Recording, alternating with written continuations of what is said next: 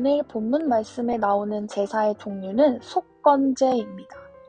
이 속건제는 앞에 나온 속죄제와 조금 다른 성격의 제사입니다.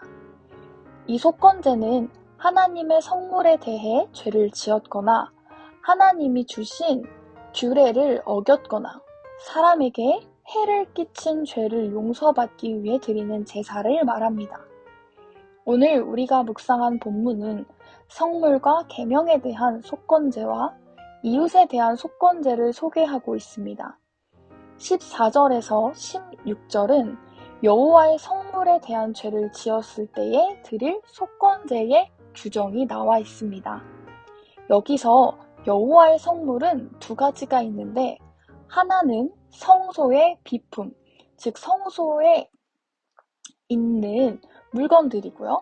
다른 하나는 성소에 바친 봉헌물, 흔히 고르반이라고 하는 것입니다.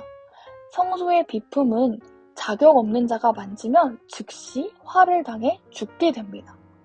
그렇기 때문에 본문에서 말하는 여호와의 성물은 바로 성소에 바쳐진 이 봉헌물을 의미합니다. 성물에 대해 알지 못하는 중에 죄를 저지르면 성소의 세겔 가격에 맞는 흠 없는 순양을 속건제로 바치고 그에 더하여 5분의 1을 더해서 내야 했습니다. 이러한 특징 때문에 속건제는 속죄제와 다르게 배상제 혹은 보상제로 볼 수 있습니다. 자신이 저지른 죄에 대해 배상하고 보상하는 특징을 갖습니다. 17절에서 19절에서는 여호와의 계명을 어긴 죄에 대한 속건제를 소개하고 있습니다. 하나님께서 친히 주신 계명을 무의식적으로 지키지 않아 죄를 지었을 때에 그 잘못에 대한 책임으로 속건제를 하나님께 드려야 합니다. 자기가 어떤 잘못을 저질렀는지 알지 못해도 무언가 허물을 느끼거나 삶에 나타난 죄의 결과를 보고 자기에게 무의식적으로 저지른 죄가 있다고 생각될 때 하나님 앞에 나아가 속건제를 드렸습니다. 이것으로 볼 때 우리가 얼마나 하나님이 주신 계명을 잘 지키고 따라야 하고 민감해야 하는지를 잘 보여줍니다. 하나님은 우리가 우리 삶에 드러난 죄의 결과 때문에 우리가 전전긍긍해하고 또 절망하고 또 안절부절하는 것을 원치 않으시고 우리가 주님과 함께 기뻐하고 하나님의 뜻이 무엇인지 헤아리고 구별하고 분별하는 예민함을 원하시는 것입니다.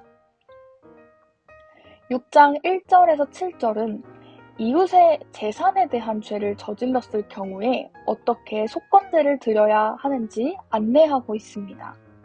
출애굽기 22장 1절 말씀에 따라 이스라엘 백성들은 원래 남을 속이거나 착취하거나 도둑질하거나 거짓 맹세하거나 누군가의 것을 억지로 빼앗는 죄를 저질렀을 때 그것이 들키게 되면 4배 혹은 5배로 갚아야 했습니다.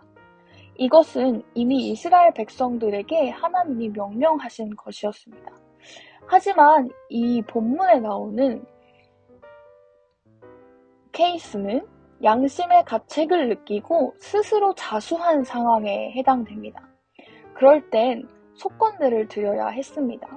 그래서 원래 갚아야 하는 분량의 5분의 1을 더 얹어 배상하고 속건제 숫양을 바쳤습니다. 하나님은 이웃의 재산이나 이웃의 것을 탐하고 권리를 빼앗는 것을 기뻐하지 않으셨습니다. 그것을 죄로 보셨습니다. 이 속건제를 통해 알 수 있는 하나님의 모습은 하나님의 백성에게 허락하신 것 외에 다른 것을 욕심내거나 그것을 강제로 빼앗는 것을 싫어하시는 분이시라는 것을 우리는 알 수 있습니다. 하나님은 우리에게 이웃과 사이좋게 지내는 것이 얼마나 중요한 신앙의 모습인지 알려주기 원하십니다. 예수님 또한 이 부분을 강조하셨어요. 마태복음 22장 37에서 39절 말씀에 내 마음을 다하고 목숨을 다하고 뜻을 다하여 주 너의 하나님을 사랑하라 하셨으니 이것이 크고 첫째 되는 계명이요 둘째도 그와 같으니 내 이웃을 내 자신과 같이 사랑하라 하셨으니 라고 말씀하십니다. 우리 그리스도인은 하나님도 내 이웃도 사랑해야 합니다. 그것이 하나님이 기뻐하시는 일입니다. 또한 하나님은 우리가 무의식 중에 알지 못하는 죄를 지은 것 또한 속건제를 통해 훌훌 털고 하나님과 깊은 관계를 맺길 원하셨어요.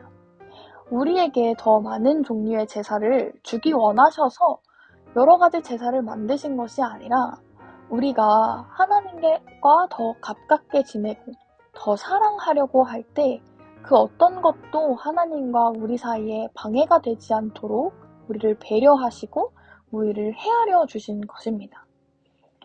오늘 하루도 우리가 이 하나님을 기억하며 내 삶에 혹시 알게 모르게 내가 짓고 있는 죄는 없는지 또 내가 내 이웃의 것을 욕심내고 탐하고 빼앗고 있는 것을 너무 당연하게 여기고 있는지 한번 돌아보고 하나님께 다시 나아가는 우리 아동부 공동체가 되기를 소망합니다.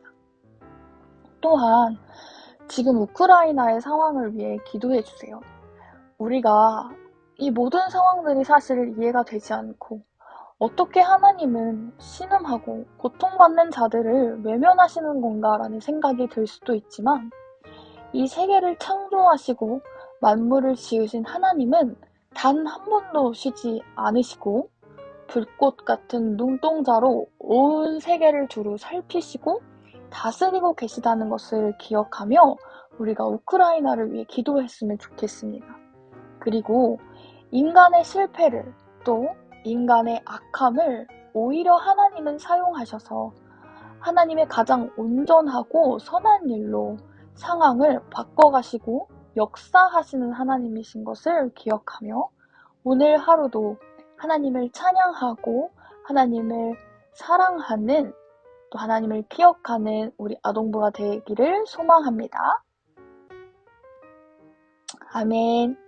네, 우리 내일 또 만나요.